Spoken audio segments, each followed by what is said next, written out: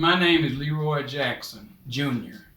We have a lot of things going on in the southeast side of town, but nobody knows about them. That's one of our biggest problems right now. That's why I think that the chamber plays a huge part, because once they get to know that we're here, then we can let them know what else is available. We spend all our time, if we got a cell phone or whatever, we're on YouTube, TikTok. We're not looking at the news of what's happening today. We gave away food, and I work with the NAACP also on their board, and we gave away food at the Urban League.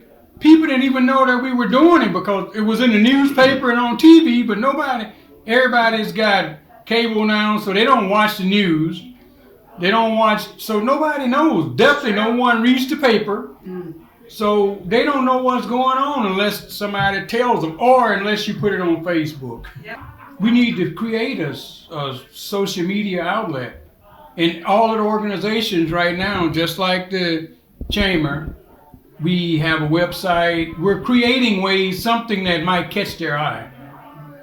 So that if they're zooming through and they see that there's something going on, at least they'll stop to see what it is. But if you put it in the paper or whatever, they're never going to see it. If you put it on TV, they're never going to see it. But if you put it on Facebook, they'll be there. Yeah, you'll run out of food. Yeah, Facebook, TikTok, any of those, they'll see it. But they will not. So we have to become smarter, where we have to create a social media that we can reach them. Because they're not looking for us. We have to find them. One of the things that I think that is missing is inclusion.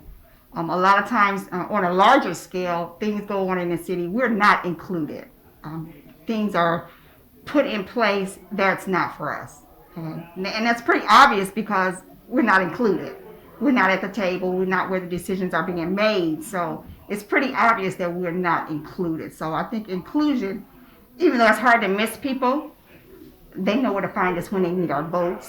They know that, I know we've been in a pandemic for the last year, but when election time comes, those that are running for office seem to find us. Yes. And so I think when decisions are being made, roads are being done, and you see constructions all over the city, but right out here, okay, what's the holdup? So I think inclusion is very important because it makes people feel a part of the community. Right. And once they feel that they're important, then they'll think of things a little differently. One of the things that we're really striving for is to get the word out to people that we exist.